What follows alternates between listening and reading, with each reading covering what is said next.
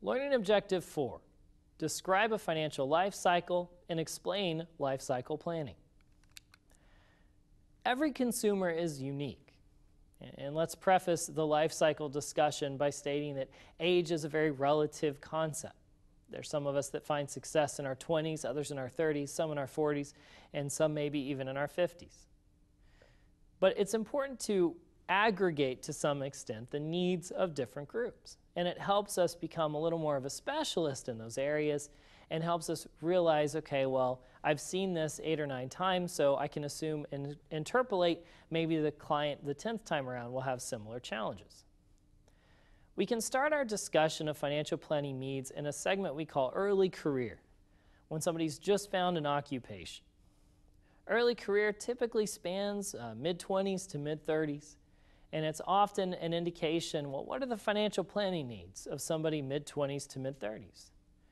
So I challenge you to conceptualize. Take 100,000 young adults, 100,000, and put them all in a giant college football stadium. And you're going to pull all 100,000 of those people, and what commonalities are you going to start to see? When we talk about early career life cycle, we're generally associating with the firsts. We have our first job, we have first kids, we have our first house.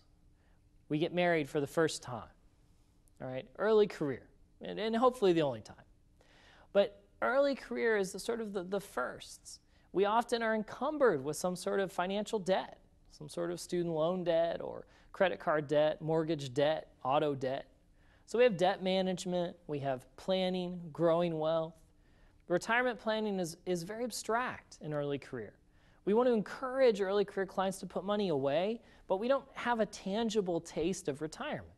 We don't know what it's going to look like, but it is extremely important that we get started saving when we're young instead of waiting until we're older, as the time value of money and compounding interest does dramatic things over a 40-year period.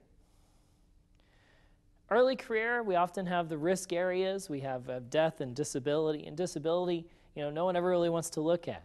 I don't know too many 25-year-olds who consider themselves at risk of disability. However, if you have a longer working time period, your risk of disability is that much greater. So we need to make sure we address the risks and the needs of that age group. If we dismiss our 100,000 young adults from a stadium, we can bring in the next 100,000, and those are going to be mid-30s to early 50s. We're going to call the second group career development. In the career development group, we normally are indicated by having found an occupation. We may still change jobs within the occupation. Debt is a little less of a consideration, but we have a little more money to use towards other financial planning needs. We typically have higher incomes. We can save at a slightly higher rate. Children may be of college age, and so it's time to not only just save, but start paying for the children's college. We have an aspect called the sandwich generation, and the sandwich generation would be an individual whose parents live in the home and have adult dependents as well. And career development is wrought with folks in the sandwich generation. We may be looking at second asset acquisitions, upsizing, downsizing a home, upsizing, downsizing cars. And income does start to pick up. Our ability to save becomes a little more relevant. Where with early career, we looked mostly at term insurance because of the affordability of the premium. And career development, perhaps there's more of a permanent need, especially when paired with education or retirement goals. Well, let's go ahead and dismiss our 35 to 50-year-olds from our college football stadium. Let's bring in another 100,000, and we're going to have 50 to early 60s. 50 to early 60s. We call this group peak accumulation. Between 50 and early 60s is generally the highest earnings for an individual. Well, the highest earnings, but also the highest demands on their financial goals. If we haven't been saving for retirement, this is the last stretch we have. We may have 10 years where we have to put as much away as we can in that peak accumulation phase. We also may have adult children who need a little help. We may have college costs moving forward. If we were underwater in our home, it's our last chance to make that good as well. So peak accumulation is characterized by the highest earnings, but the highest financial planning demands as well. Peak accumulation lends itself to pre-retirement, Pre-retirement is about 3 to 6 years before planned retirement age. One of our insurance companies calls it the red zone.